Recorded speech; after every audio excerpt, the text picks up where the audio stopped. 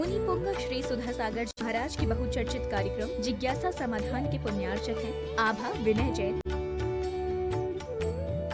मैत्री विवेक जैन, बेबी अविष्का जैन, पुत्री दामाद Ayushi Sambhav Jain Delhi, web tex fabric private limited Ahmedabad Gujarat.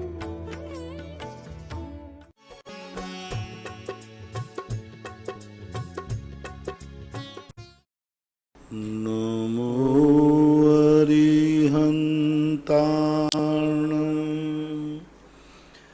नमो सिद्धाणं नमो आयर्याणं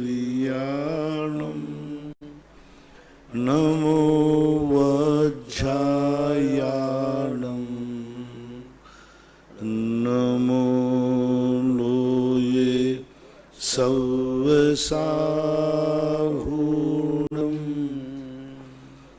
पंच परमेष्टि भगवान की जय हो। आचार्य श्री गुरुवर कुंद कुंद महाराज की जय हो। आचार्य श्री गुरुवर विद्यासागर महाराज की जय हो। परम पूज्य निरापक मुनि श्री 108 सुधा सागर जी महाराज की जय हो। आष्टा से श्रीमती चंदा डॉक्टर मगन जनन की जिज्ञासा है। पूज्य गुरुदेव के चरणों में त्रिवार नमोस्तु। महाराज श्री, मेरी जिज्ञासा है, क्या आगम में वस्तु का यथार्थ कथन करने में उपनय की महत्वपूर्ण भूमिका होती है? उपनय क्या है, इसके कितने भेद हैं? कृपया सरल व्याख्या देने की कृपा करें। उपनय एक दार्शनिक शब्द है जो तो रूप में यदि आपका अभिप्राय उपनयों से है, जैसे कि उपनय कहलाते हैं व्यवहार के सद्भूत व्यवहार नय, असद्भूत व्यवहार नय, उपचरित व्यवहार नय, इनको भी उपनय कहते हैं। यदि आपका इन उपनयों से मतलब है यानी नयों से, तो फिर व्याख्या अलग की जाएगी। और उपनय नाम का एक दार्शनिक शब्द है जहाँ उपनय का एक शब्द का प्रयोग किया जाता है। ऐसा है इसलिए ऐसा है, तो वो बोलचाल की भाषा में ऐसा कई बार वाक्यों में आता है। तो आपको पहले स्पष्ट करें कि आप उपनय से क्या समझना है, दार्शनिक उपनय को समझना है या नए रूप उपनय को समझना है। दिल्ली से संजय जैन की जिज्ञासा है। पूज्य महाराज श्री के चरणों में कोटि कोटि नमन।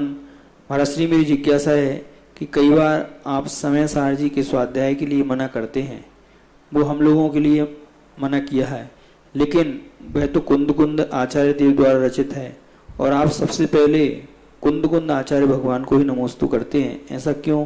कृपया समाधान। पहली बात तो आप ये बताएं, मैंने मना कब किया है? मैं कभी भी समय सार का मना कर ही नहीं सकता। मैं तो ये कहता हूं क्रम से पढ़ो। यानी हम ये कहते हैं कि जो कोर्स जिस क्लास का है उस क्लास में पढ़ना चाहिए। पहले तुम समय सार पहली कक्षा भी नमोकार मंत्र आता नहीं, श्रावकाचार आता नहीं, प्रथमान युक्त 63 सलाह का कोई अभी तुम्हें बल्दियत पता नहीं कि तुम्हारी बल्दियत क्या है, 63 सलाह का पुरुष, और एकदम समय सार पढ़ो। ये अक्रमबद्ध के लिए मना करता हूं। मैं तो कहता हूं समय सार, कई बार मैंने कहा कि यदि समय सार नहीं पढ़ोगे तो वस्तुतः तुम्हारा शुद्ध आत्म तत्व की जो परिणति है वो तुम कहाँ से प्राप्त करोगे? क्रम से पढ़ो। प्रथमम कर्णम चरणम द्रव्यम नमः। पहले प्रथमानुग, कर्णानुग, चरणानुग, फिर द्रव्यानुग पढ़ो। इसलिए मैंने मना कभी नहीं किया। और दूसरी बात, समय सार पढ़ करके अपने आप को तद्रूप मत मानो। समय सार पढ़ने वाले लोग बिगड़ गए।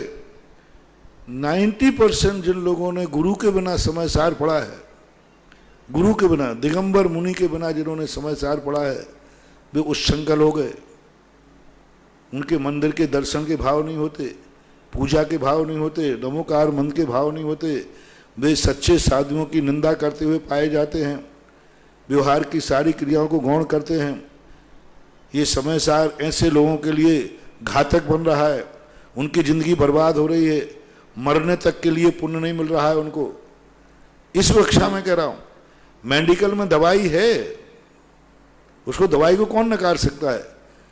लेकिन कोई भी बच्चा खा रहा है दवाई, ये मान के खा रहा है जब मेडिकल में दवाई रखी है तो सब खाने की होगी, तो उसमें कोई भी गोली निकाल के खा ले। अरे भाई, किस समय कौन से क्रम में किसके बाद कौन सी गोली खाना है, ये ध्यान रखना चाहिए। और जो बिना क्रम के समय सार पढ़ रहे हैं वे बिगड़ भी रहे, बहुत बिगड़ रहे। हमारे संस्थान में देखो, सांगानेर संस्थान में 2 साल के अंदर उनको 3 अनुयोग सिखाए जाते हैं, प्रथमान योग, करणान योग और चरणान योग। 3 अनुयोग जब व्यक्ति 2 साल में थोड़ा थोड़ा सीख लेता है, प्रवेश कर लेता है, तत्वार्थ सूत्र उसको पढ़ना आ जाता है, तत्वार्थ सूत्र को वो पूरा अर्थ लगाना आ जाता है, करणान योग आदि प्रवेश का वगैरह जो थोड़ा बेसिक ज्ञान है वो सीख लेता है। उसके बाद फिर 30 साल के बाद हम उनको समय सार पढ़ाते हैं तो वे कभी नहीं बिगड़ते। समय सार पढ़ने के बाद भी पूजा अभिषेक करते हैं, समय सार पढ़ने के बाद भी साधु बनने का भाव करते हैं, समय सार पढ़ने के बाद भी सच्चे मुनियों के प्रति श्रद्धा रखते हैं। तो क्रम से पढ़ने की विधि बताई है मैंने, ना कि मैंने समय सार का निषेध क्यों करूंगा, क्योंकि वो अध्यात्म ग्रंथ है, पढ़ने में कोई बाधा नहीं। नागपुर से आदि कुमार पंडित की जिज्ञासा है, पूज्य गुरुवर के चरणों में त्रिवार नमोस्तु। महाराज श्री, मेरी जिज्ञासा है कि हमारे शास्त्रों में जो बंध का वर्णन आता है, वह वर्णन भौतिक बंध का है या रासायनिक बंध का?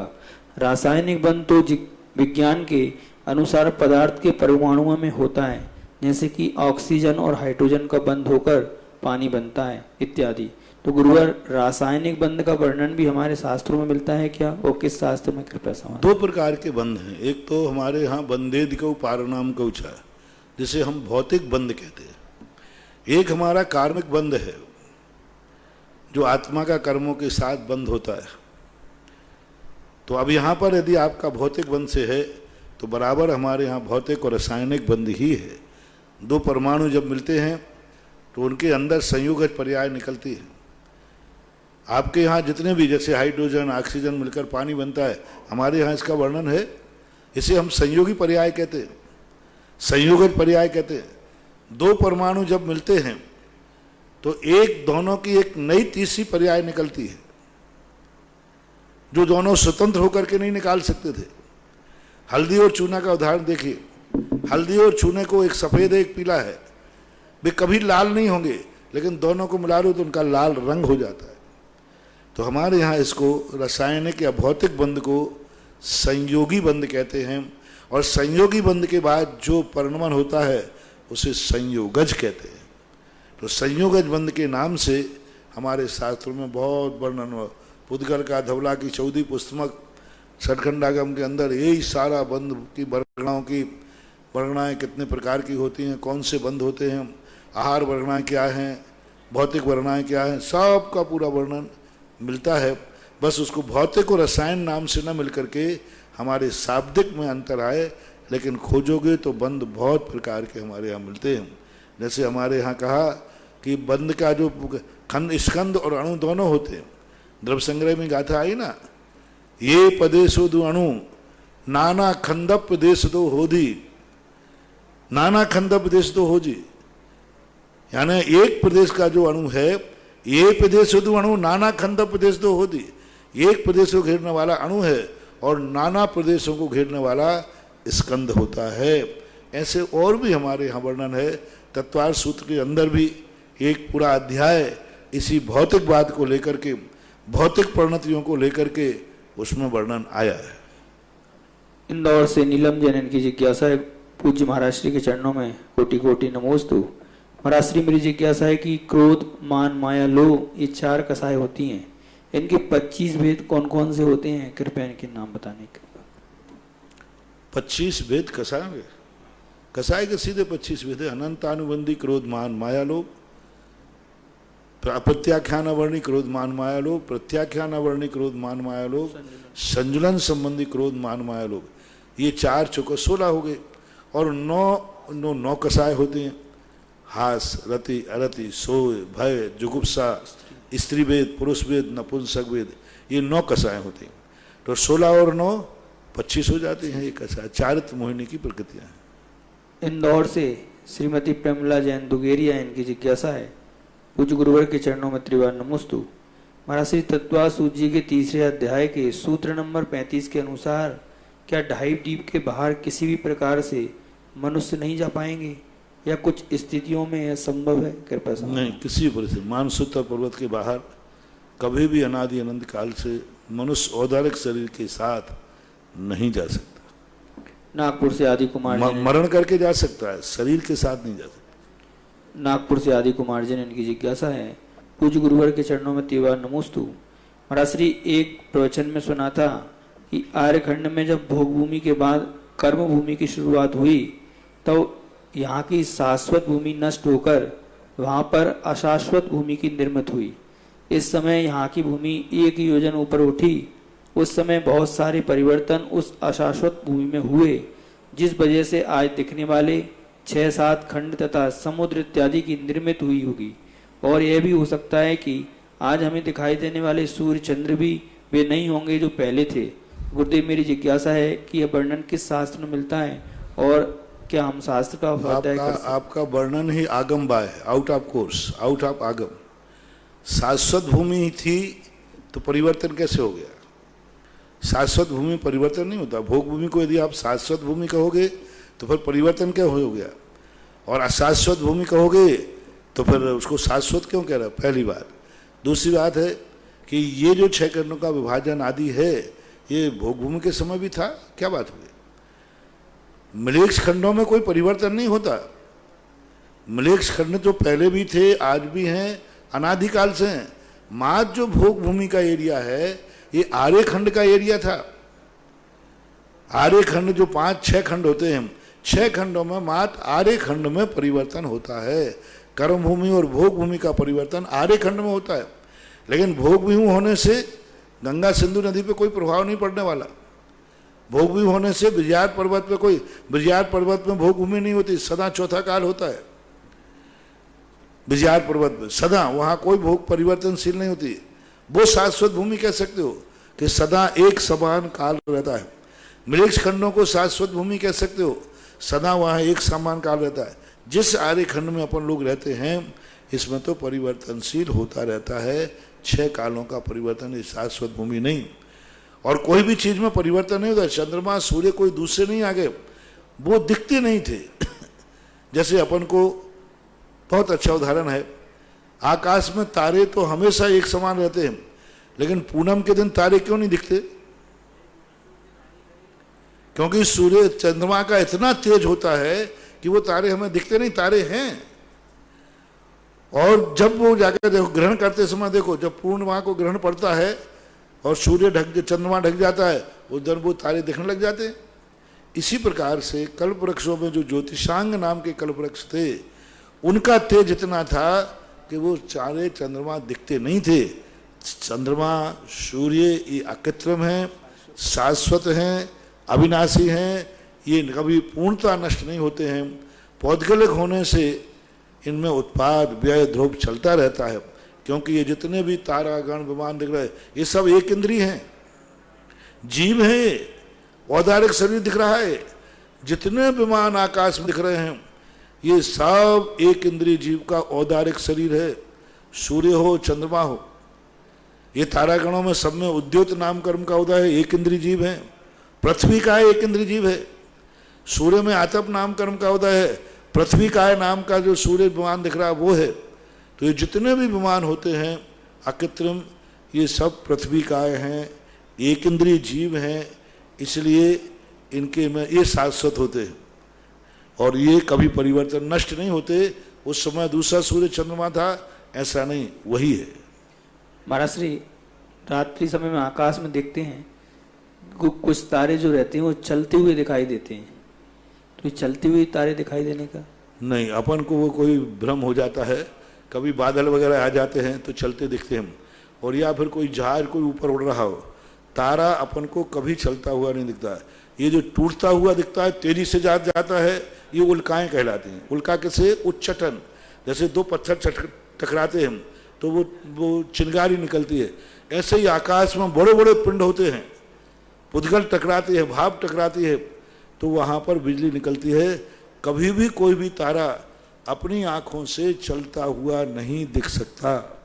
चल रहे हैं तारे, सारे तारे जो हैं अपनी गति से हजारों हजारों किलोमीटर चलते हैं एक अंतर्मुहूर्त के अंदर, लेकिन अपनी आंख से चलता हुआ नहीं था।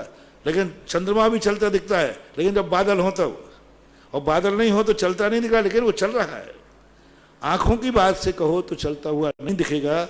वैसे सभी तारे चलते हैं, कुछ तारे स्थिर भी होते हैं। बेंगलोर से राहुल जनन की जिज्ञासा है पूज्य महाराज श्री के चरणों में त्रिवार नमोस्तु। महाराज श्री मेरी जिज्ञासा है कि जब हम पंच परमेष्टि भगवान की आरती पढ़ते हैं तो उसमें छठी आरती प्रतिमाधारी की भी आती है, तो महाराज जी ये छठवीं आरती प्रतिमाधारी को बोलना चाहिए? ठीक नहीं है, ये सब जोड़ते गए।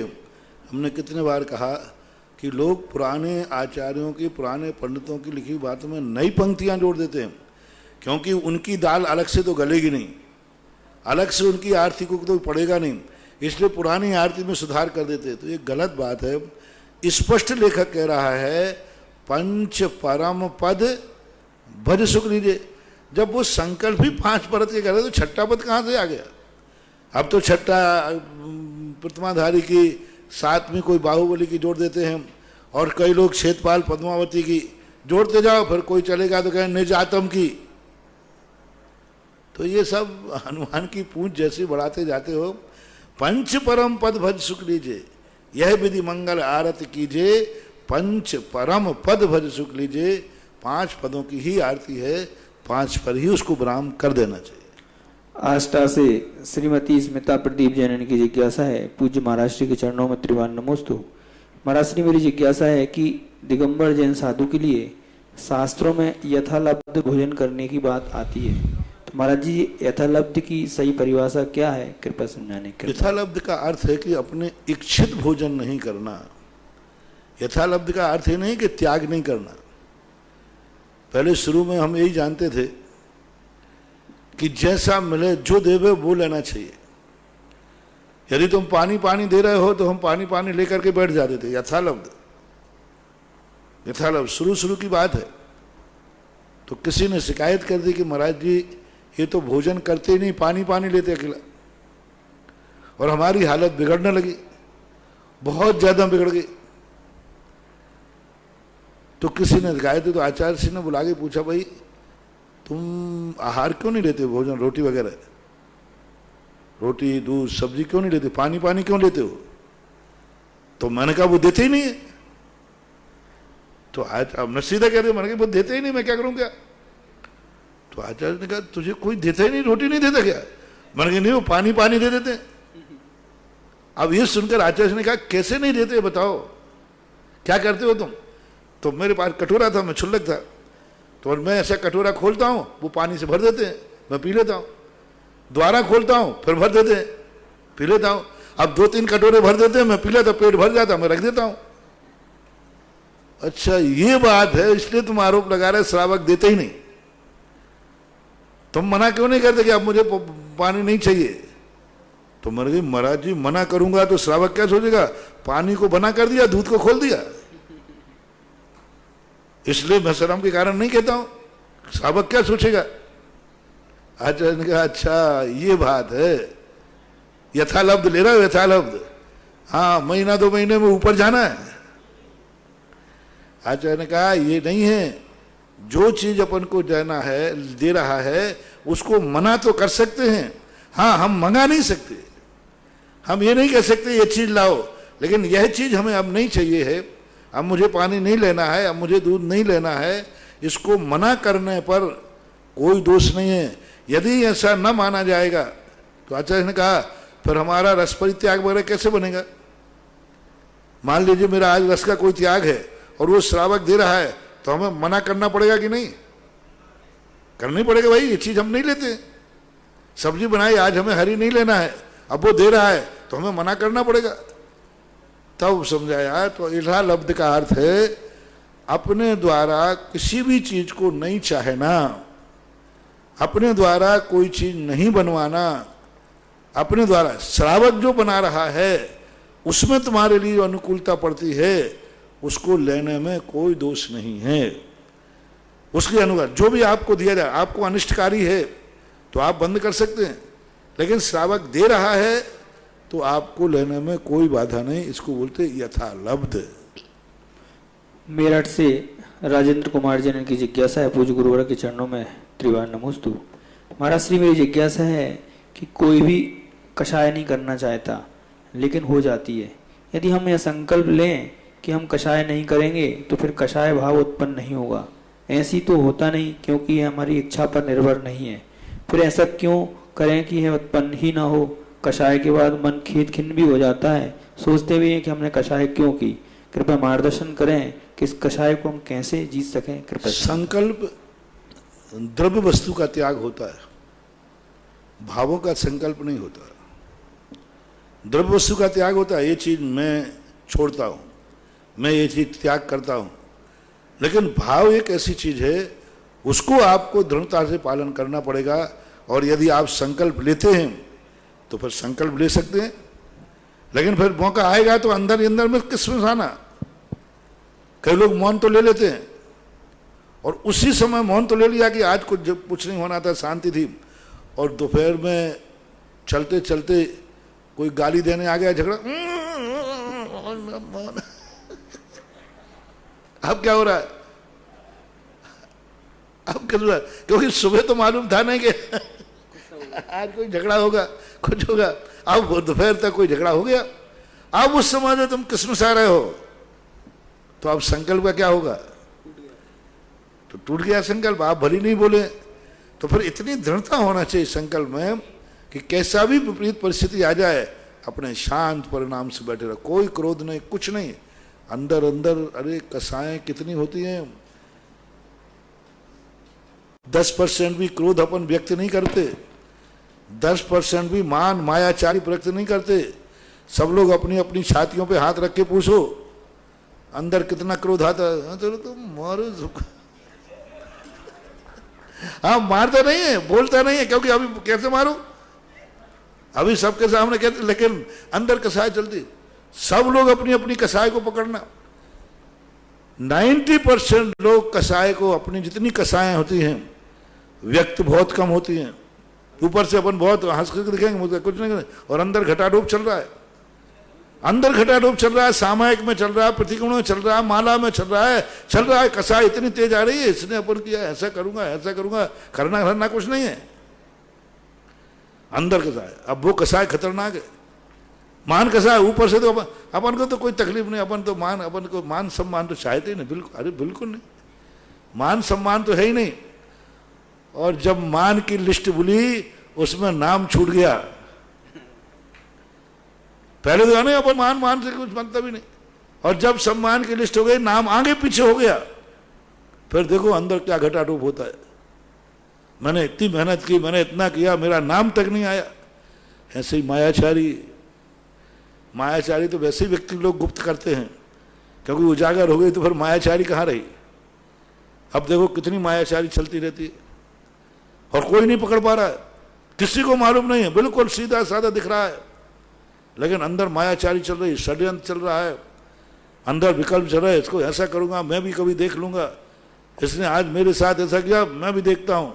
अब ये अंदर अंदर कितने दिन चलता रहेगा? सब लोग पकड़ो ना अपने अपने। ये निधि एक ऐसी है, दूसरा नहीं पकड़ पाएगा। कोई नहीं, मेरे लिए तुम नहीं पकड़ सकते हो। मैं बहुत अच्छा मुस्कुराता रहूं, सब रखूंगा, और अंदर आ रहा है, अपनी कसाय खुद पकड़ सकते। तो देख लो आपकी मायाचारी कितनी चलती है, कितने षड्यंत्र चलते रहते, कितने चलते रहते। ऐसे ही लोभ कसाय देख लो। कौन दुकानदार है जो ग्राहक के सामने अपनी लोभ कसाय व्यक्त करता है? सौगंध खा जाता है कि नहीं साहब, मैं बिल्कुल लगी मूल पे दे रहा हूं, बिल्कुल लगी। वो तो तुम लगे हुए ग्राहक हो, मुझे तो इसमें घाटा सहन करना पड़ेगा। अब देखो लोभ कसाय छुपा ली उसने। ग्राहक से क्या कह रहा है, तुम तो लगे हो, मैं तो घाटे में दे रहा हूं। कोई घाटे में देता है क्या? तो सारी कसाएं जो अंतरंग की कसाएं हैं, ये अपन स्वयं पकड़ सकते हैं। और खतरनाक तो वही है, यदि आप संकल्प कर सकें तो उसका अर्थ है अंदर में भी परिणाम शांत, एकदम अंदर से भी परिणाम शांत। कोई मान नहीं, माया नहीं, लोभ नहीं, कुछ नहीं। कर लो तो बहुत अच्छा है, बहुत बढ़िया है, लेकिन फिर बाद में किस्मसाना नहीं, अंदर बैठे बैठे। इंदौर से महेंद्र जैन की जिज्ञासा है, पूज्य गुरुवर के चरणों में कोटि कोटि नमोस्तु। महाराज, मेरी जिज्ञासा है कि संस्कार और संक्रमण दोनों ही एक व्यक्ति से दूसरे व्यक्ति में पहुंचते हैं। एक सभ्यता की स्थापना करता है और एक सभ्यता का विनाश करता है। महाराज जी, व्यक्ति में संस्कार के कौन से बीज रोपे जाएं जो दुनिया में एकता, विकास और संस्कृति का परिचायक बने? कृपया आपका मार्गदर्शन। संक्रमण और संस्कार को आप एक कह रहे हैं, आप थोड़ी सी भूल कर रहे हैं। संक्रमण दो वस्तुओं में होता है, एक वस्तु को दूसरी वस्तु में संक्रमण कर देना, और जब भावों का संक्रमण नहीं होता, संस्कारों का संस्कार दिया जाता है, संक्रमण नहीं होता। जैसे एक दीपक, दो दीपक जलते हैं, तो एक दीपक को अपन टच करते तो उसने अपनी ज्योति को संक्रमण नहीं किया, यदि संक्रमण करता तो यह बुझ जाती।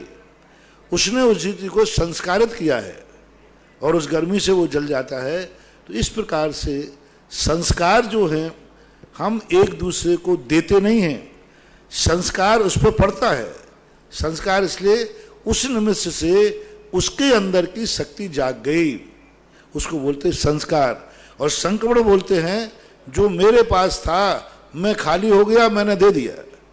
संस्कारों में स्वयं का संस्कार दिया नहीं जाता और शाम को संस्कारित कर दिया जाता है। जैसे मैंने दीपक का उदाहरण दिया, यह दीपक इस दीपक को टच किया तो इस दीपक ने कुछ दिया क्या? उसको कुछ नहीं दिया, संस्कार दिया, वो भी जल गया, यानी दोनों जल रहे। संस्कार में देने वाला और लेने वाला दोनों अपने अपने निमित्त नैमित्तिक संबंध बनता है। संक्रमण में स्वयं खाली हो जाता है, स्वयं मिट जाता है और दूसरे रूप संक्रमण हो जाता है। तो संक्रमण में और संस्कार में अंतर जानना चाहिए, और इनको करने के लिए अच्छे लोगों की संगति करना पड़ेगी, यही इसका है। शोकनगर से निर्मल जनन की जिज्ञासा है, पूज्य गुरुवर के चरणों में त्रिवार नमोस्तु। महाराज श्री, मेरी जिज्ञासा है कि वर्तमान में बीतरागी धर्म को मानने वालों को जैन कहते हैं और जैन लिखते भी हैं। तो मुनि श्री, यह जैन लिखना कब से प्रारंभ हुआ? आज से 1000 वर्ष पहले तो ऐसे जैन नहीं लिखते होंगे, तो उस समय श्रावक जनों की पहचान कैसे होती होगी?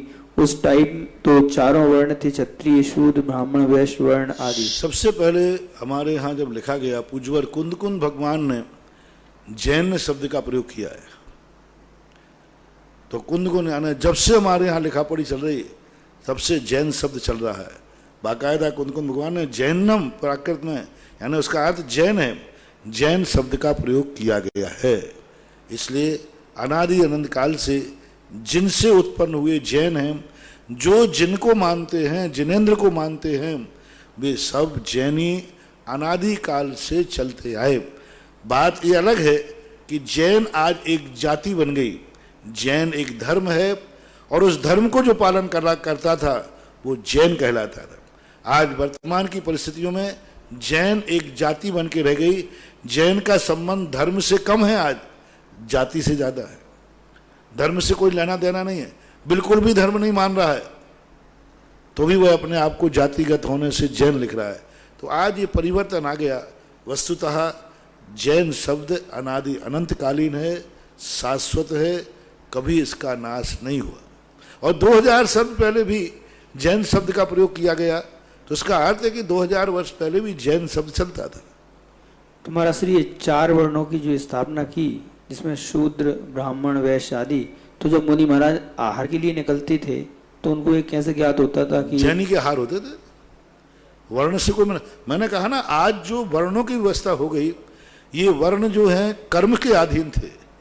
ये वर्ण जो कर्म के व्यवस्थाएं बनती थी और जैन धर्म से बनता था। लेकिन उस समय आज जो वर्तमान में जाति बन गई, शूद्र एक जाति हो गई, ब्राह्मण एक जाति हो गई, क्षत्रिय एक जाति हो गई। जब ये जातियों का बंटवारा हो गया, चाहे तुम कोई भी कर्म कर रहे हो, लेकिन तुम्हारी जाति है कि तुम जैन कहलाओगे, ब्राह्मण कहलाओगे, जैन कहलाओगे। अब जैन कोई भी कार्य कर रहा है लेकिन बल्दियत से जैन है। तो आज वर्तमान में जो परिवर्तन आया है, इसके अनुसार हमारे लिए ये विचार करना पड़ता है। पहले जो जैन होते थे, पहले धर्म सबका एक होता था, कर्म में अंतर होता था। सब जैन धर्म को मानते थे, सब रात्रि भोजन त्यागी होते थे, सब वीतरागी भगवान को मानते थे, सबके सच्चे देव शायद गुरु होते थे। ऐसा मानना चाहिए।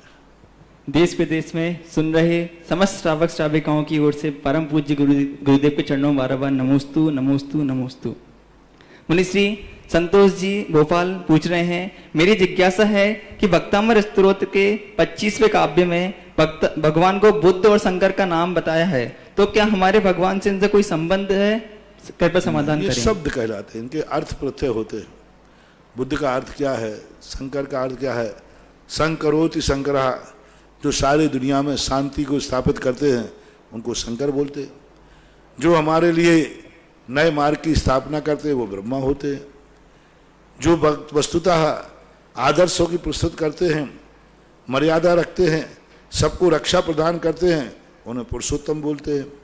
तो वहाँ शब्दों की व्याख्या थी, और कई शब्द जो हैं ऐसे महत्वपूर्ण हो जाते हैं कि वो उपाधि का रूप बन जाते हैं, उपाधियां बन जाती हैं। कई लोग, जैसे आप भामाशाय, अब भामाशाय क्या था?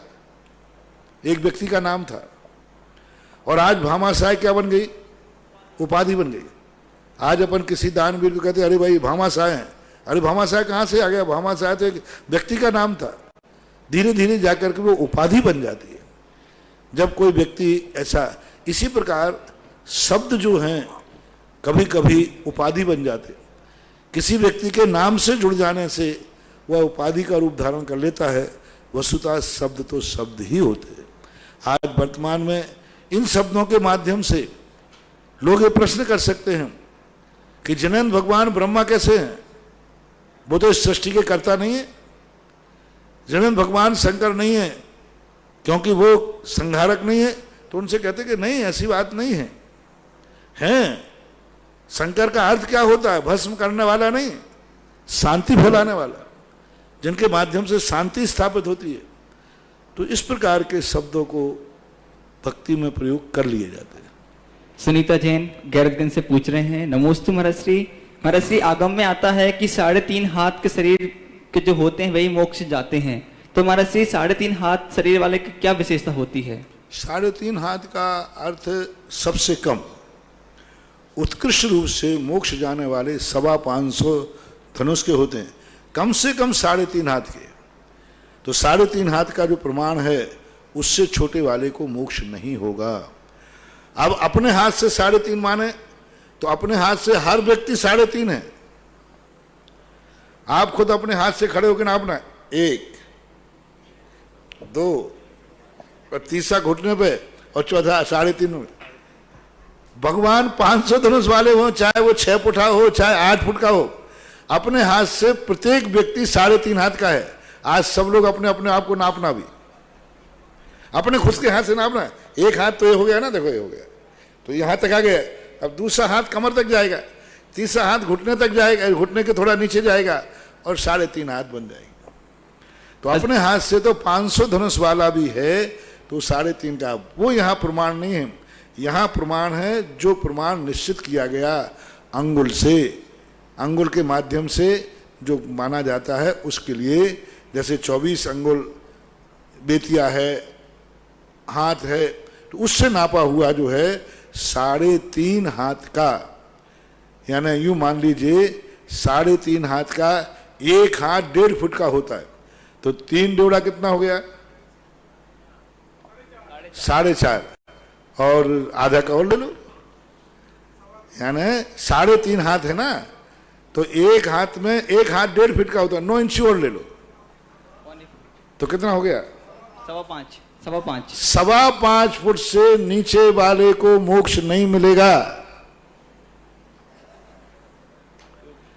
आज की भाषा बोल रहा हूं, 5.25 तक वाले को मोक्ष हो जाएगा। और चौथे काल में 5.25 की काया बहुत कम पाई जाती है, बहुत कम पाई जाती है। आज वर्तमान में मोक्ष है ही नहीं, ऐसा मानते। अश्विन जैन गोदा जयपुर, नमोस्तु महाराज श्री, मंदिर जी में श्री जी की वेदी में रोशनदान हो सकते हैं क्या? और श्री जी की वेदी में पीछे हवा के लिए जाली हो सकती है क्या? समाधान करें। एकदम पीठ पे नहीं होना चाहिए। साइड में यदि कर लेते हैं व्यवस्था के अनुसार तो उतना महान दोष नहीं, ठीक पीठ पर नहीं होना चाहिए। ऋतु जैन इंदौर से, मेरे इष्ट गुरुदेव के चरणों में बार बार नमोस्तु। मुनिश्री, मेरी जिज्ञासा है, मंदिर बड़े भक्ति भाव से जाते हैं, लेकिन मंदिर में जाप या पूजा करते समय बहुत नींद आना, मन ना लगना, हमारे कौन से पाप कर्म का उदय होता है? समाधान करें। प्रमाद का अवसर है, उस समय ऐसा किया करो कि कोई भय पैदा कर लिया करो, और भय पैदा करके कोई से एक आध व्यक्ति तैयार कर दो कि तुम्हें डर लगना चाहिए। कोई व्यक्ति कहता महाराज मुझे बहुत नींद आ रही, बहुत नींद आ रही, उसी समय कह देना इस कमरे में एक सांप घुस गया था, वो अभी निकला नहीं है, आप सो के दिखाओ बाबू। इसका अर्थ नींद नहीं आ रही थी, तुम्हारी रुचि का अभाव होता है। प्रमाद जब आता है तो भय से दूर हो जाता है और प्रीति से दूर हो जाता है। यदि अति प्रीति किसी से राग है हमें तो फिर नींद नहीं आती, और अति भय है तो नींद नहीं आती। इसलिए धर्म के प्रति यदि हमारी अति रुचि बढ़ जाएगी तो निद्रा नहीं आएगी, मध्यम रुचि रहती है इसलिए सो जाते हैं। विश्व के बड़े बाबा के औषधि लेप हेतु दान की घोषणा हुई है। मुनिश्री, श्री श्रीमान पवन जैन, उमा जैन, तरुण जैन, राशि जैन, अंकुर जैन, शिवाली जैन, के निशिका जैन, अश्विका जैन, अनायासा जैन, अशोक विहार फेज 2 दिल्ली, इन्होंने 5 लाख रुपए की घोषणा करके बड़े बाबा को औषधि लेप हेतु दान की घोषणा की। देखो ये बहुत बड़ी पहली घोषणा है भारत में, अभी तक के इतिहास में पहली घोषणा है। एक नया रूप मैंने एक दिन प्रवचन में बोला था कि सैंडस्टोन की जितनी मूर्तियां होती हैं ये बయ్యాवृत्ति मांगती हैं, मार्बल की तो नहीं मांगती। बయ్యాवृत्ति का अर्थ इनको कोई ना कोई स्निग्ध पदार्थ शुरू में तो प्रतिदिन लगाना पड़ता है, बाद में हफ्ते में 1 दिन लगाना पड़ता है। इसमें स्निग्ध पदार्थ नहीं लगाओगे तो मूर्ति बहुत सूखी रूखी हो जाती है, देसी पत्थर की। मार्बल वगैरह में तो शाइनिंग हमेशा बनी रहती है। तो इसके औषधि, ये अभिषेक नहीं है तेल का है, घी का, इसको बोलते औषधि। तो औषधि के रूप में अब बड़े बाबा 27 फुट के बड़े बाबा हैं, प्रतिदिन अभी कम से कम 3-4 लीटर घी या तेल भगवान की इतने से बయ్యాवृत्ति हो रही है, अभी मालिश चल रही है। हाँ, प्रतिदिन बయ్యాवृत्ति हो रही है। अब ये बయ్యాवृत्ति के लिए मैंने एक दिन कहा था कि मुनियों की बయ్యాवृत्ति तो बहुत करते हो, भगवान की बయ్యాवृत्ति करें तो बहुत बड़ा काम हो। उस समय इन महानुभाव के भाव हुए। देखो इन्होंने बहुत बड़ा काम किया, एक नया, यानी सारी मूर्तियों में उसके अंदर जो भी घी तेल आदि औषधि है, इसको औषधि लेप नाम दिया है, औषधि लेप। तो इस औषधि लेप का इन्होंने दान दिया, इनको महान औषधि देने का पुण्य लगेगा। अब मेरा कहना है इतनी बड़ी राशि उसने दी तो कमेटी से कहना है इस राशि को ध्रुव फंड में जमा करो चला करके, और नाम ही रखना औषधि दान खाता, औषधि लेप, और इसके ब्याज से आप भगवान को घी लगाइए। मुझे लगता है कि 5 लाख में इतना हो जाएगा। 1 महीने में कम से कम 80-90 लीटर लग रहा है अभी फिलहाल, 1 महीने का। तो 1 महीने में कितने रुपया का हुआ भाई? 4-5 हजार का। तो 5 लाख का महीने भर में ब्याज आ जाएगा। बाहर तो दे दिया उसने। 5,000 रुपए का तेल यदि प्रति महीने भगवान की मूर्ति पर लग रहा है औषधि के रूप में, उसके पत्थर को उम्र देने के लिए, पत्थर को मजबूत करने के लिए, तो कितना बड़ा काम हो गया।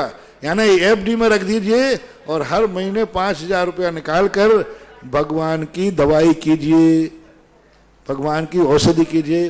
बहुत बहुत आशीर्वाद, एक नया शुरुआत की है। अब जितना भी इसमें बయ్యాवृत्ति भगवान की होगी, जितना भी तेल आदि लगाया जाएगा, सारा इसी सृष्टि की तरफ से होगा। ध्यान रखना, बहुत अच्छा। इनके दान की बहुत बहुत अनुमोदना। और बड़े बाबा की वेदी में जो स्वर्णकार होने जा रहा है, 5100 की राशि श्री श्रीमान निखिल जैन, निर्मला जैन, नीता जैन, अजमेरा परिवार खाकदर मुंबई से इन्होंने किया है। नमोस्तु महाराज। वैभव जैन इंदौर से पूछ रहे हैं, आपके चरणों में बार बार नमोस्तु महाराज। सत्य को सही कैसे माने? मन से मान लेना सच है क्या, या जो दिखता है वो सच है, या जो सुना है वही सच है? तो क्या सत्य की पहचान कैसे करें? ना तुम्हारे मानने से सच है न जो तुम्हें दिख रहा है वह सच है, ना तुम जो बोल रहे हो वह सच है। सत्य जो होता है यथार्थ प्रतिपत्ति इति सम्यक ज्ञानम। वस्तु जैसी है वैसी यदि हमारे ज्ञान में आ जाए तो सत्य है। तुम्हें देखने को सत्य मान लें तो तुम्हें आंखों में पीलिया हो जाए तो चंद्रमा पीला दिखेगा। जो जो देखने में आता है तो फिर संदेह नाम का चीज ही नहीं रहेगा। फिर ये क्यों होता है कि ये सीप पड़ी है कि चांदी पड़ी है, ये रस्सी है कि सांप है। कई बार रस्सी को सांप का कल्पना हो सकती है कि नहीं हो सकती है, फिर संशय क्यों हुआ? तुम्हारी आंखें तो खुली हुई हैं। इसी प्रकार हमारे द्वारा हम सत्य को नहीं, वस्तु जैसी है वैसा ही यदि हमारे ज्ञान में आ रहा है तो वह सत्य माना जाएगा, ना आपके सोचने से, ना कहने से, ना देखने। पंडित निखिल जी जैन शास्त्री बंडा, गुरुदेव के चरणों में बारंबार नमोस्तु। मुनिश्री, मेरी जिज्ञासा है क्या अभिषेक के लिए जल शुद्धि किस प्रकार करें? क्या गंगा सिंधु आदि जो मंत्र है उससे पढ़ना उचित है? अभिषेक की शुद्धि आप कौन से जल की करना चाहते हैं? जल अलग अलग मंत्रों से अलग अलग जल की शुद्धि होती है। वेदी की शुद्धि अलग जल से होती है, अलग जल होता है। मंदिर की शुद्धि अलग जल से होती है। पंडाल की शुद्धि अलग जल से होती है, उस जल की शुद्धि अलग होती है। शिखर की शुद्धि अलग जल से होती है। वेदी की शुद्धि अलग जल से होती है। पूजा के द्रव्य के धोने की सामग्री की जो जल है वो अलग शुद्धि होती है, और अभिषेक के जल की अलग शुद्धि होती है। आप कौन से जल की शुद्धि पूछ रहे हैं? अभिषेक के जल के बारे में। अभिषेक के जल की शुद्धि गंगा सिंधु आदि जल से नहीं की जाती, क्योंकि आपके कुएं में और गंगा आदि के कुएं में कोई अंतर नहीं है। उसमें भी मछलियां हैं, इसमें भी मछलियां हैं, उसमें भी मेंढक हैं, इसमें भी मेंढक है, कोई अंतर नहीं है। अभिषेक का जल पूज्यवर मागनंदी महाराज ने अभिषेक पाठ में जो कहा है, उन्होंने अभिषेक के जल की शुद्धि नहीं बताई, उन्होंने अभिषेक के जल की स्थापना बताई। जैसे मूर्ति को हम शुद्ध नहीं करते हैं, मूर्ति में सूर्य मंत्र की स्थापना करते हैं। मूर्ति को शुद्धिकरण नहीं कर रहा हूं मैं, मूर्ति में भगवान की स्थापना कर रहा हूं। इसी प्रकार अभिषेक के जल को शुद्ध नहीं किया जाता, अभिषेक के जल की स्थापना की जाती है। श्री तीर्थ कृष्ण पन वर्य वेधौ सुरेंद्र क्षीराब दीवार भरे दुग्ध, ऐसा कुछ है ना? हाँ, दुग्ध कुंभान, हाँ, तादृक तासाम दशा ने विभाव यथा नहीं है। संस्थाप हे कुसुम चंदन, संस्थाप हे कुसुम चंदन भूषिताग्रिम।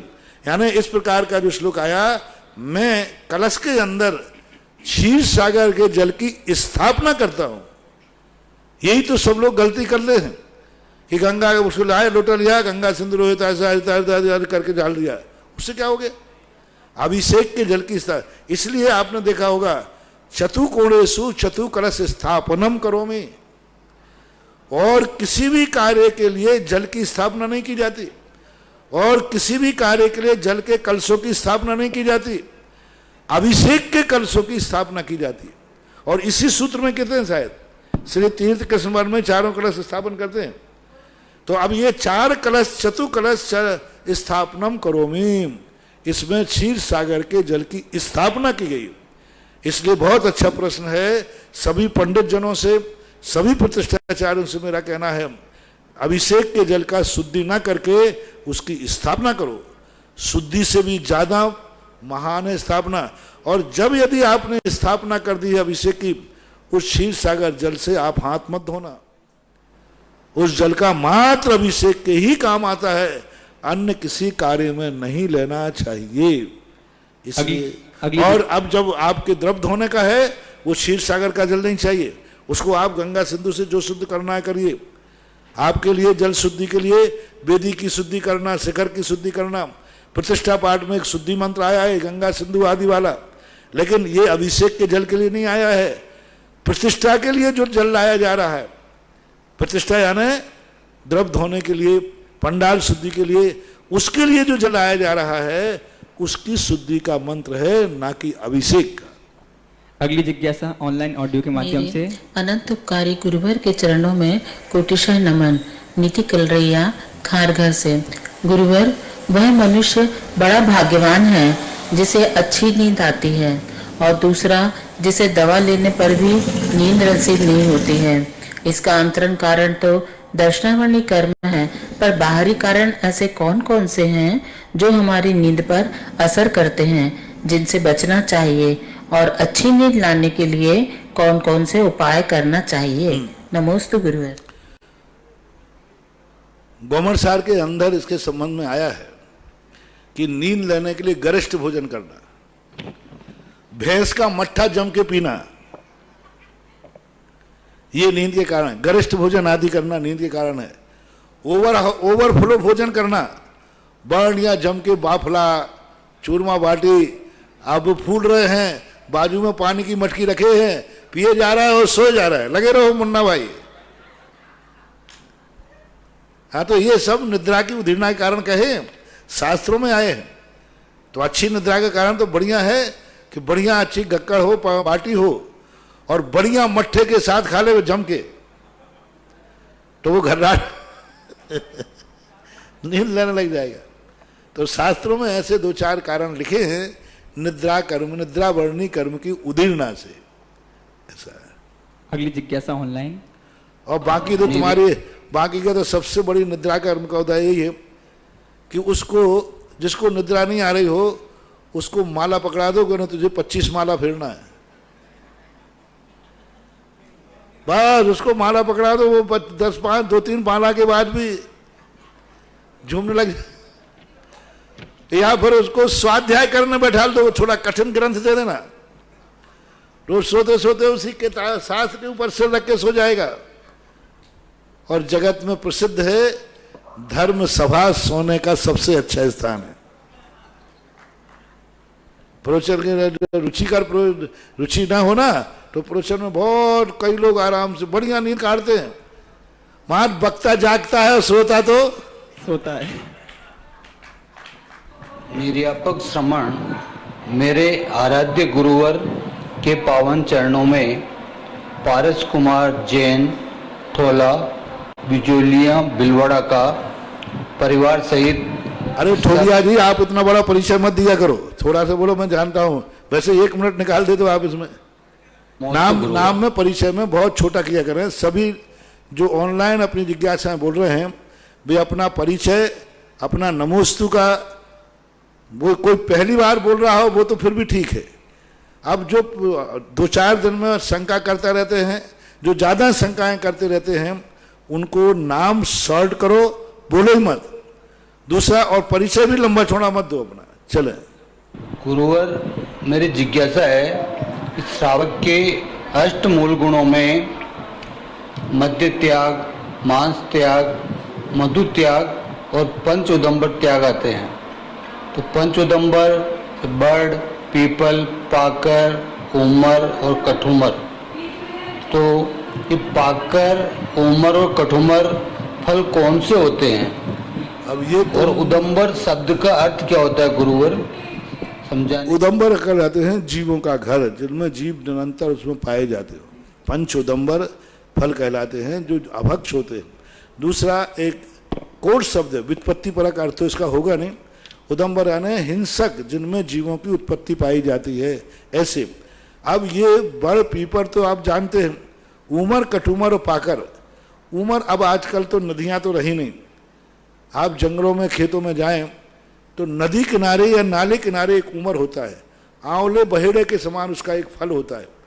जब वो पक जाता है तभी खाते हैं लोग बाग, और जैसे आप फोड़ोगे इतने चोर इंद्रिय जीव बुलबुलाते, उसमें नियम से रहते, मीठा होता है, तो वो लोग खाते हैं।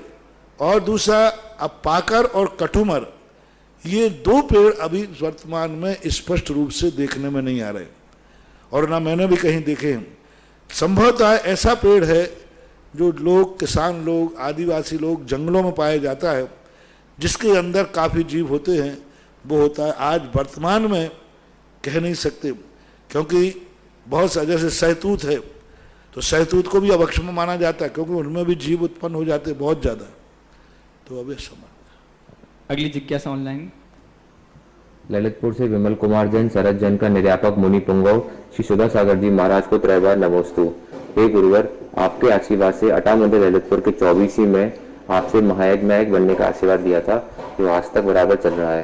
हे गुरुवर, मेरी जिज्ञासा है कि हम अपने सुपुत्र शरद जैन एवं सुप्रिया का आपके बताए अनुसार चक्रवर्ती विवाह करना चाहते हैं, तो आप हमें इसकी विधिवत विधि बताएं। हम पूरी को बहुत बार बता चुके हैं। हर व्यक्ति को अलग अलग बताने में समय खर्च होता है, सब व्यापक हो चुकी है, सबको बता चुका हूँ मैं। मेरा आशीर्वाद है जिनसे आपने, जिन लोगों के शादी विवाह हो गए हैं उनसे आप पूछ लीजिए।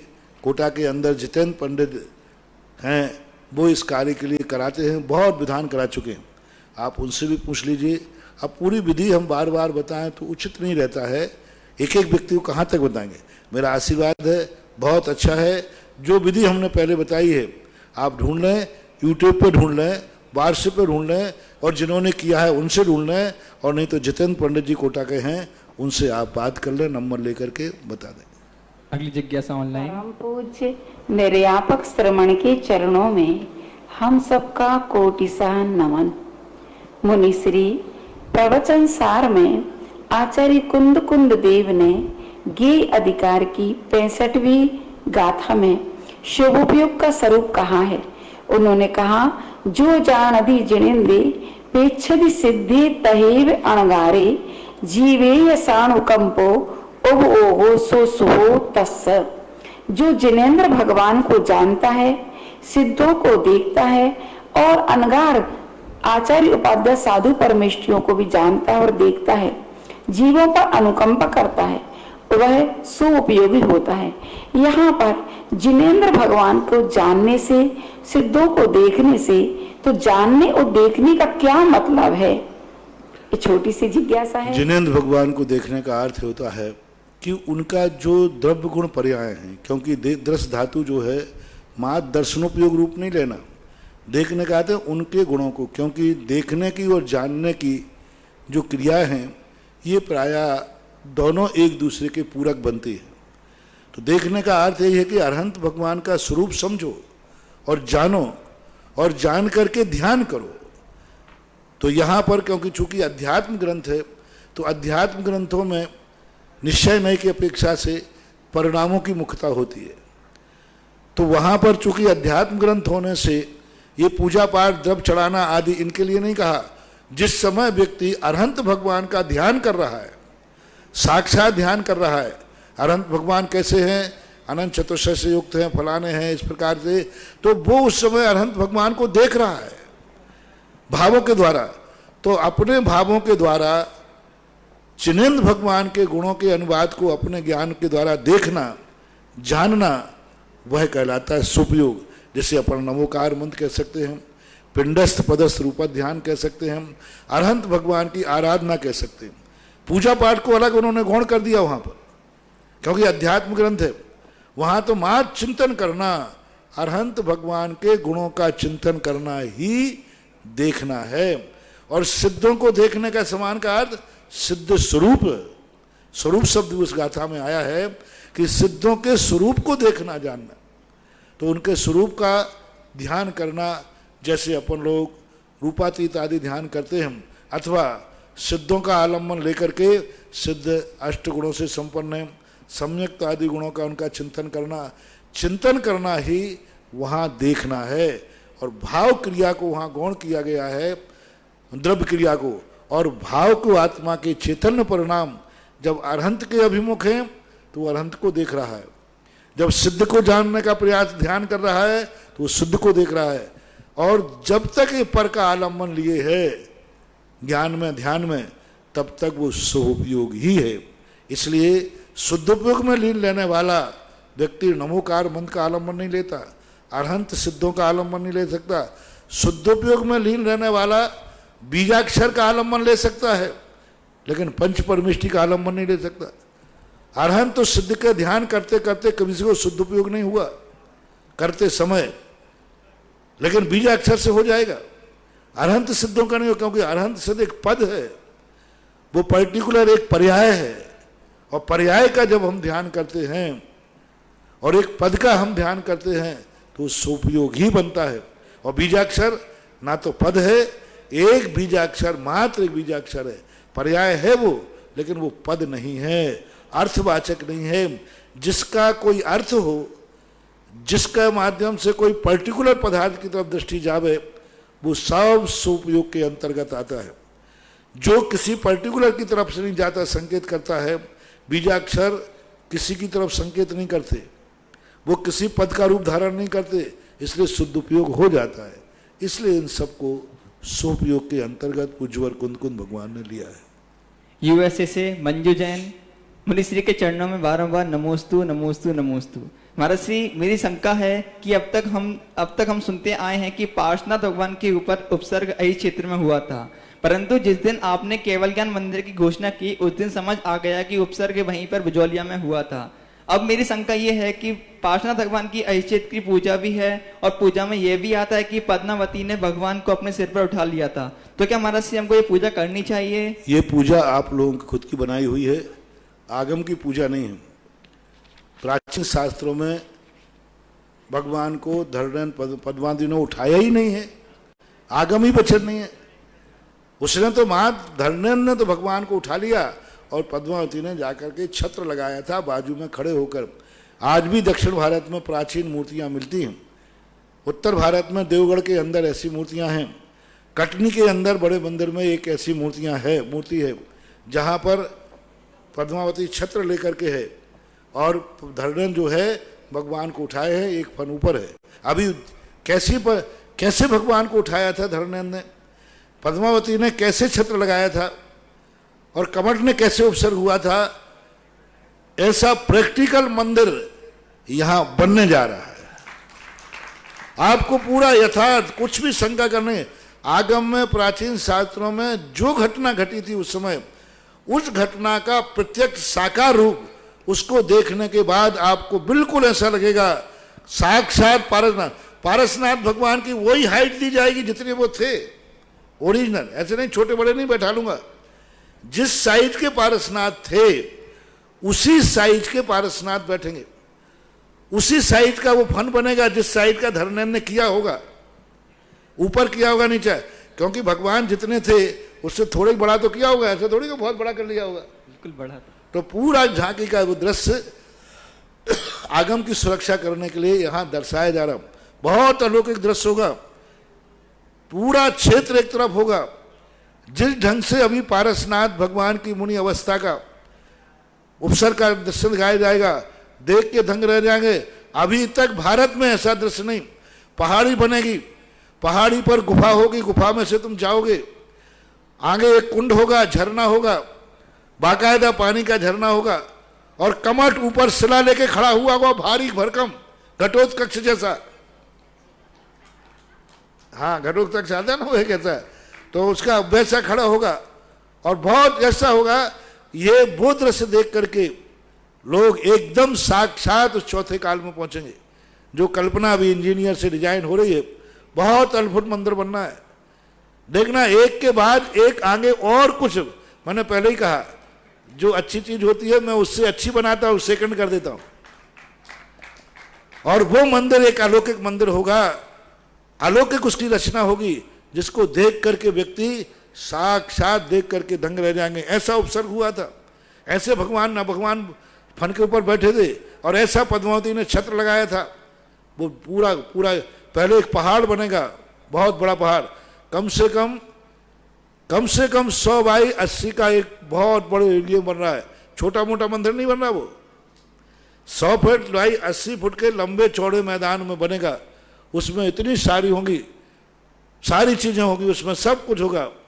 नदी भी 12 ये तो 12 महीने नदी बहती नहीं, लेकिन जो नदी उसमें दिखाई जाएगी वो 12 महीने बहेगी। हाँ, क्योंकि अब ये नदी तो सूख जाती है, लेकिन वो नदी जो उसमें बनाएंगे पहाड़ के अंदर, वो 12 महीने उसमें जब भी व्यक्ति देखेगा बहती हुई नदी दिखेगी। सब बहुत अच्छी कल्पना, बहुत अलौकिक दृश्य उसमें बनना है। और वो दृश्य जिस दिन बनेगा यहाँ, उस दिन देखना सारे लोग शाम को वहीं भीड़ लगाएंगे। अभय गगन विहारी के माध्यम से शाम को कैसा लगता है, और वो तो दृश्य का अलौकिक आ रहा है। रश्मि, आप कहते भी हैं कि पूरा क्षेत्र एक तरफ मधुबन है, तो उस साइड का पूरा क्षेत्र शिखर जी का पहाड़ है। सारी एनर्जी तो वहीं भरी पड़ी है, सारी एनर्जी वहीं पड़ी, भगवान की सारी वर्णनाएं वहीं है। और धरणन पद्मावती भी उसी स्थान को जानते हैं। नमोस्तु महाराज श्री। शैलेश जैन शास्त्री सांगनेर से पूछ रहे हैं, महाराज श्री के चरणों में बारंबार नमोस्तु। महाराज श्री आचार्य कुंद कुंद भगवान ने प्रशस्त राग का वर्णन किया। जिज्ञासा यह है कि राग शुभ और अशुभ रूप तो होता ही है, फिर प्रशस्त राग से किस विशेष अर्थ की सिद्धि होती क्या है? किया, क्या किया? आचार्य कुंद कुंद भगवान ने प्रशस्त राग का वर्णन किया है। हाँ, प्रशस्त तो राग। राग शुभ और अशुभ रूप होता है, तो फिर प्रशस्त राग से किस अर्थ की सिद्धि होती है? प्रशस्त राग का अर्थ है जिससे हम राग कर रहे हैं वो राग हमें संसार का कारण नहीं है। जैसे पंच परमेष्टि से राग करना, नमोकार मन से करना, इसको राग तो है, राग की परिभाषा है पर वस्तु से आकर्षित होना, राग कहते। अब पर वस्तु दो प्रकार की है, एक अशुभ परिणाम लाती है, एक शुभ परिणाम लाती है। तो जो शुभ व्यक्ति को देखकर शुभ भाव आते हैं उसे प्रशस्त राग कहते हैं। ऐसा महाराज श्री आगे पूछ रहे हैं, यदि विशेष अर्थ की सिद्धि होती भी है तो वे एक और संपूर्ण राग को मिथ्यात्व की श्रेणी में क्यों रख देते हैं? क्या उनकी इस प्रकार की वर्णन शैली में भ्रम उत्पन्न नहीं होता? नहीं, कथन में कहते हैं कि हमेशा कहते भाई राग द्वेष मत करो, ये सामान्य कथन कहलाता है। ज्ञानी व्यक्ति उसको विशेषता कर लेता है। जैसे कहा आर्त ध्यान वाला, आर्त ध्यान करने वाला नियम से त्रियंश बनता है। अरे आर्त ध्यान तो मुनिराज को होता है, कभी त्रियंश में बनेंगे? तो ये कथन होता है इसके मुख्यता से। बहुतायत लोग पाप को ही राग करते हैं। प्रशस्त रागों की संख्या कम होने से जब भी राग द्वेष कहा जाता है उसको अप्रशस्त में ही लिया जाता है।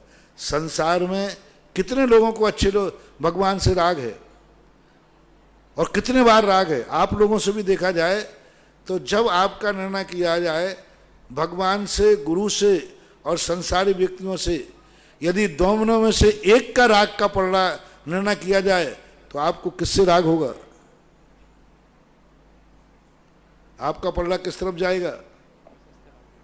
घर की तरफ जाएगा, सीधी बात है, ज्यादातर जाएगा।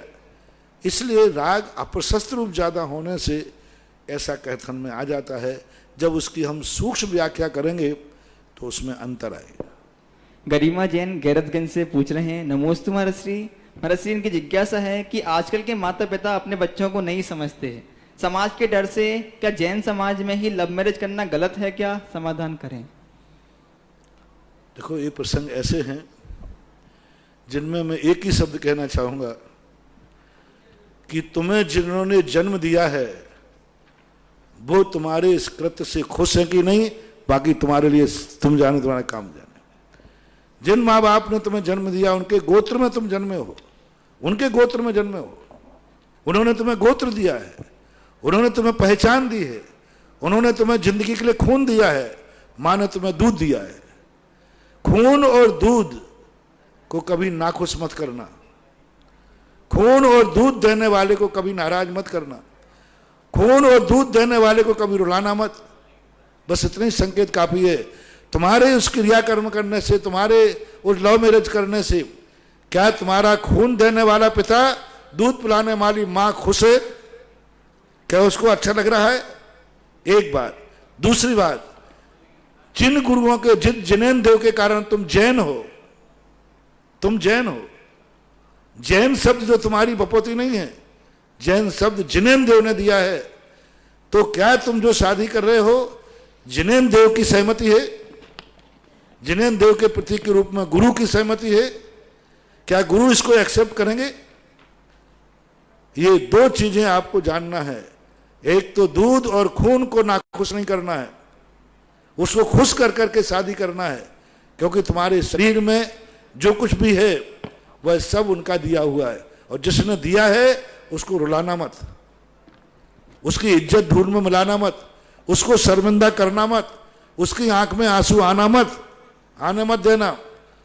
तुम्हारी लव मैरिज सुन करके उसको आनंद आना चाहिए, उसको एक आनंद की अनुभूति होना चाहिए, एक उसको गर्व होना चाहिए कि मेरे बेटे ने, जिसको मैंने दूध पिलाया है, उसने लव भी किया है, ऐसी कन्या से किया है जिसके घर में आने से, जिससे संबंध जुड़ने से मेरी इज्जत दिन दूनी रात चौगनी और बढ़ जाएगी, और बढ़ जाएगी। ऐसा परिणाम देखो, उनकी इज्जत धूल में मिलेगी कि बढ़ेगी। तो आपके लिए इस प्रकार के कार्यों के लिए मैं समर्थन तो करूंगा नहीं, लेकिन निषेध भी नहीं करूंगा। क्या तुम शादी करके जाओगे गुरु को आहार दे पाओगे? गुरु की अंजलि में पानी रख पाओगे? क्या गुरु की कृपा दृष्टि पा पाओगे? यदि हां तो कोई मनाही नहीं है, और ना तो कोई किसी प्रकार का समर्थन नहीं। ये लोग ऐसे प्रश्न कर करके हमसे समर्थन मांग करके अपने बाप बाप को, देखो महाराज ने समर्थन कर दिया ना। मैं बहुत सावधान है लैला मजनुओं से। पंडित संजीव जैन शास्त्री सांगनेर से पूछ रहे हैं, नमोस्तु महाराज श्री। महाराज श्री, चतुर्गुण स्थान का उत्कृष्ट काल क्या है? छायुत्समिक सम्यक्त का 66 सागर काल कैसे घटेगा? 66 सागर काल सर्वोत्कृष्ट काल, 66 सागर कुछ अधिक। हालांकि पूज्यवर वीर सिंह स्वामी महाराज ने 66 सागर ही लिया है। तो मनुष्य देवों की अपेक्षा घटेगा। 3-4 प्रकार से घटता है। पहले मनुष्य बनेगा, मनुष्य में कहीं 13 सागर की आयु में, 22 सागर की आयु में, इस प्रकार के मनुष्य और देव 3-4 भवों के बाद तक में ये घटना घटा देते हैं। हम शास्त्र में घटाया है, 2 या 3 प्रकार से घटाया। 66 सागर बनाए, तो अब 66 सागर वो आगम में बनाए हैं, तो वो देव और मनुष्यों में घटित हो जाता है। वो नरकों में नहीं जाएगा, त्रियंशों में नहीं जाएगा, भवनेत्रकों में नहीं जाएगा। वह नियम से सम्यक दर्शन काल में वैमानिक देव और मनुष्य बनता जाएगा। राहुल जैन लाडनू पूछ रहे हैं, नमो आपके चरणों में बारंबार नमोस्तु। महाराज श्री, नरक में तीर्थंकर प्रकृति किस पुण्य प्रकृति के रूप में उदय में आती है? नरक गति में उदय में नहीं आती, उसका पररूप संक्रमण होता है, स्तूप संक्रमण जिसे कहते हैं। क्योंकि बंद होने के बाद निश्चित तो उदय में आएंगे, लेकिन स्वयं से उदय में नहीं आकर के नाम कर्म की जो अन्य प्रकृतियां हैं उन प्रकृतियों के रूप में किसी में भी जा सकते। नाम कर्म की बहुत सारी प्रकृतियां हैं, उनमें वो किसी रूप में परिवर्तन हो सकते हैं। पर्टिकुलर किसी प्रकृति में परिवर्तन होता है ऐसा आगम का वचन नहीं है। अनुज जैन सागर, आपके चरणों में बारंबार नमोस्तु। महाराज श्री, जिज्ञासा है, एक समय में तो एक ही वर्ण का उदय होता है, तो मनुष्य के कौन सा वर्ण का उदय माने?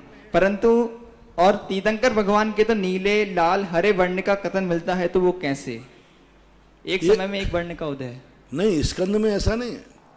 परमाणु के अंदर है, जब परमाणु शुद्ध दिशा में होता है तो एक समय में एक ही वर्ण का उदय होगा, लेकिन स्कंद में ऐसा नहीं है। स्कंद में नाना परमाणु स्कंद रूप बन करके नाना वर्ण रूप हो सकते हैं। एक परमाणु पीला है, एक लाल है, एक काला है, एक नीला है, तीनों मिलकर के चितकबरा हो गया, नाना प्रकार के। तो स्कंद रूप में तो एक समय में अनेक वर्ण देखे जाते। जैसे अपने शरीर में देख लीजिए, एक ही समय में शरीर के अंदर कितने वर्ण हैं। आंखों का रंग अलग है, आंखों के बाजू का रंग अलग है, नाखून का रंग अलग है, जिह्वा का रंग अलग है, दांतों का रंग अलग है, खून का रंग अलग है, सब हड्डी का रंग अलग है, नसों सब का रंग अलग अलग है। तो इस स्कंदों में नाना प्रकार के रंग एक साथ पाए जाते हैं। अगली जिज्ञासा ऑनलाइन। गुरु जी के पावन पवित्र चरणों में कोटि कोटि नमोस्तु। गुरु जी, सच्चे देव शास्त्र गुरु यही हैं, अन्य नहीं हैं। ऐसा श्रद्धान होने पर सम्यक दर्शन हो गया, किंतु एक गृहस्थ जो जब स्वाध्याय या मंदिर आदि जाता है तब तो उसके भावों की विशुद्धि बढ़ती है, किंतु जब वह गृहस्थी के कार्यों में रच पच जाता है तो उसकी विशुद्धि नहीं रहती। ऐसे में क्या उसका सम्यक दर्शन सुरक्षित रहेगा? कृपया समझाइए। सम्यक शिखर जी यात्रा में जा रहा है व्यक्ति और उसने टिकट ले लिया है और उसके बाद में टिकट लेकर के सो गया। अब सोते समय तो वो घर्राटे ले रहा है, तो वो सम्यक शिखर जा रहा है कि नहीं जा रहा है?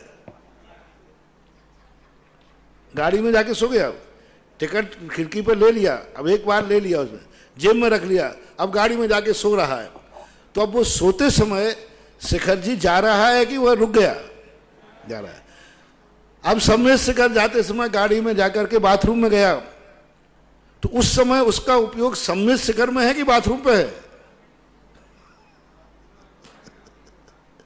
बाथरूम में। तो वो सम्यक शिखर जा रहा है कि नहीं जा रहा है?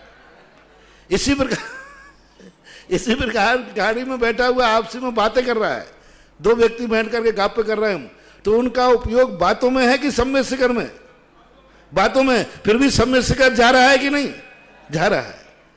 बस इसी प्रकार अविरत सम्यक दृष्टि होता है कि उसने एक बार सिद्धांत कर लिया कि सच्चा देव साध गुरु मेरा यही था, यही है, अन्य नहीं है। अब बीच में वो घर गृहस्थी की गप में करने लग जाता है, तो उपयोग तो घर गृहस्थी में है, लेकिन फिर भी वह सम्यक दृष्टि है, जैसे सम्यक शिखर का यात्री है। अगली जिज्ञासा ऑनलाइन। गुरुदेव नमोस्तु, मैं बीना जैन गया से बोल रही हूँ। पारसनाथ भगवान तीर्थंकर प्रगति का बंद करने पर भी उन पर इतना उपसर्ग क्यों आया? क्या पाप कर्म पुण्य कर्म में नहीं बदल सकता था? कृपया मेरी शंका का समाधान करें। नमो।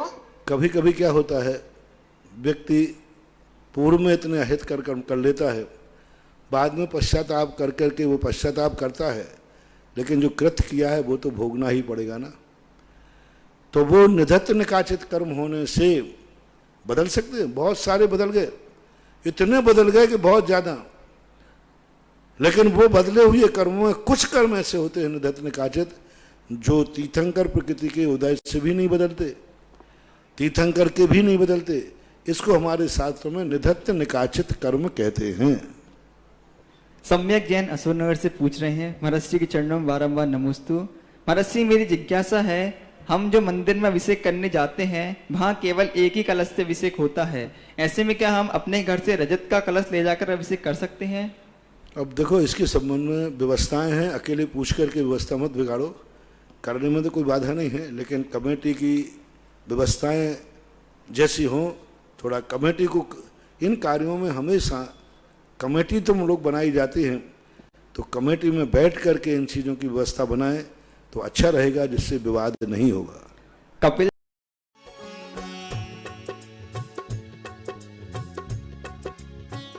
मुनि पुंग श्री सुधा सागर जी महाराज के बहुचर्चित कार्यक्रम जिज्ञासा समाधान के पुण्यार्चक थे आभा विनय जैन, मैत्री विवेक जैन, बेबी अविष्का जैन, पुत्री दामाद Ayushi Sambhav Jain Delhi, web tex fabric private limited Ahmedabad Gujarat.